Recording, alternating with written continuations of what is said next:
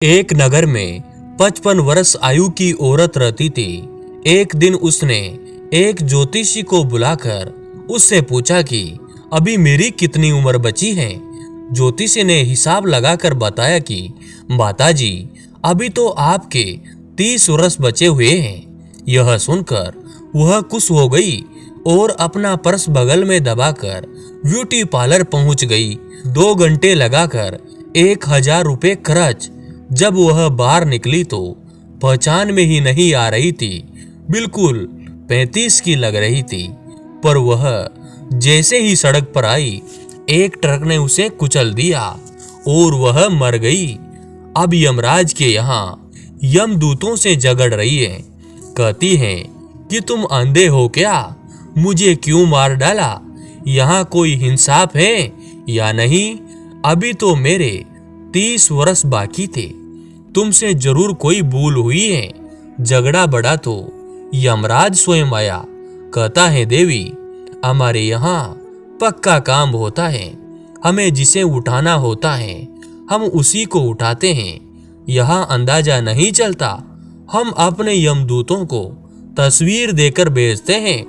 भली प्रकार से मिलान होने पर ही किसी को मारा जाता है। तस्वीर का नाम सुनते ही उस औरत ने कहा, वह तस्वीर मुझे दिखाए, जरूर कोई गड़बड़ है। उसने तस्वीर देखी, सारा माजरा समझ गई और यमराज से कहा, महाराज, कृपा करके मुझे एक बाल्टी पानी मंगवा दे। पानी आने पर जब उसने मल मल कर अपना चेहरा धोया तो भीतर से असली चेहरा बाहर आया, जिसे देखकर यमराज ने भी अपना माथा पीट लिया और कहा, देवी, इतना मेकअप क्यों करती हो कि यमदूतों की भी पहचान में नहीं आती। दोस्तों, इस कहानी से हमें यह शिक्षा मिलती है कि दुनिया में सभी अपनी उम्र छिपाना चाहते हैं। बाल काले करके, जुरियां दबाकर हमें किसे धोखा दे रहे हैं। हमें समझना होगा कि हम दूसरों को धोखा नहीं दे रहे, खुद ही धोखा खा रहे हैं।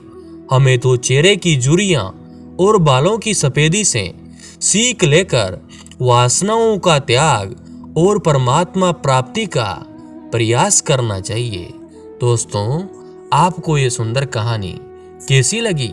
अगर अच्छी लगी तो हमारे YouTube चैनल को जरूर सब्सक्राइब कीजिए और ज़्यादा से ज़्यादा शेयर कीजिए।